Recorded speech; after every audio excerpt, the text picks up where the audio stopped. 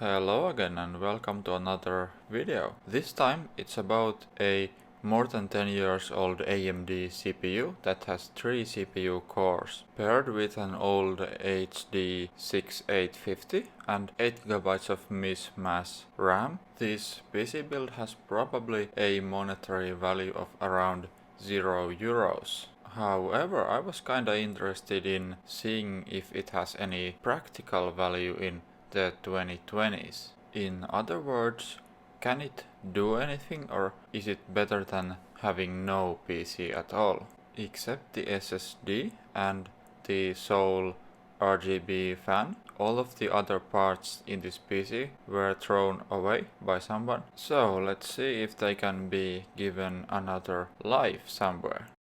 The case is this Antec model that used to be very popular at a time. I'm not sure what this is called, but you'll probably find a couple of these in any junkyard. This one has still both of the side panels, which is what matters if you want to sell this PC. I had to use extender cables for both the CPU and motherboard 24-pin power because the PSU is taken from an HP OEM PC and it's in fact not a standard PSU. It has somewhat different measurements, but since it had a 6-pin PCIe power, I took that PSU for this PC. This older dual-core Intel HP will get a standard PSU from another HP PC. I just thought it was a waste to have this higher wattage PSU in a super old quad-core Core 2 Duo. That Core 2 Duo PC will have no power-hungry graphics card, so it can do with a lower wattage PSU as well. And of course another important thing with cases is that they need to have a visible place to mount an RGB fan, since that's what sells PCs after all. From these 3D Mark results we can already see that this PC isn't gonna do super well with modern games, but there's of course a better way to find that out, which is to just play them. Due to its age, this CPU is missing some instruction sets that are required in order to play an increasing number of modern games, like for example Apex Legends. So there are some games that won't even launch, but let's test some that do. So Valorant does launch and it seems to be working really well. As I don't have a capture card, I'm recording this gameplay with MSI Afterburner, and the weaker the hardware is, the more it has an effect on the game performance. So keep in mind that all of this recorded gameplay with any games, the recording is noticeably affecting the frame rate and the frame times. So taking that into account, I think this PC does very okay with Valorant. Next we have BeamNG.drive, and as you can see from the FPS count, this game is a bit of a challenge for our tri-core CPU from 2009. And of course at 1080p and low settings, doing 15 FPS is not playable at all, which is to be expected really, since BeamNG.drive is known as a CPU intensive game.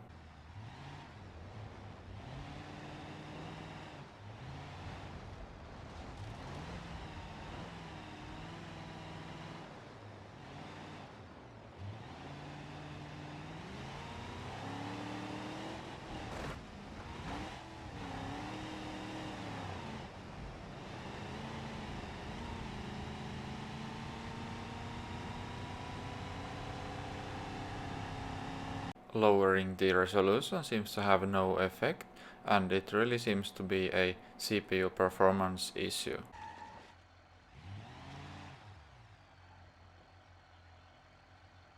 Moving on to Fortnite, the game is telling to update the GPU drivers, but of course this GPU hasn't received any drivers for quite a long time. Luckily that prompt can just be bypassed by clicking no, and performance mode really comes to the rescue when it comes to these old AMD GPUs.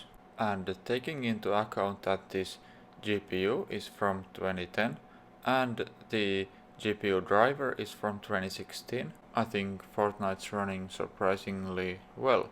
Granted, I had to drop the resolution down from 1080p and it's running on pretty much the lowest settings possible.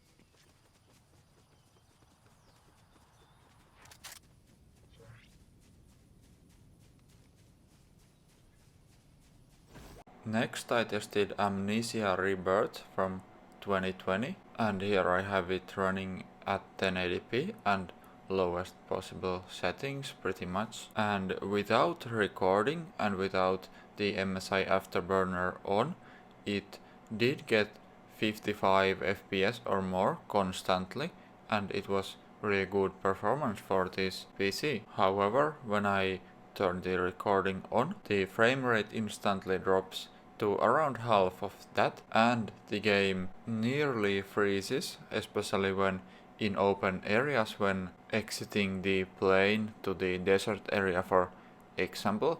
So it seems that this game automatically reduces the resolution when the performance seems to tank. So with this game, without recording it's very playable, with recording it's completely unplayable.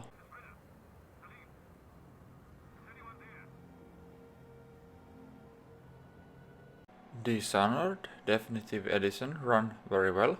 I didn't even need to turn the settings down from high, so in 1080p very playable.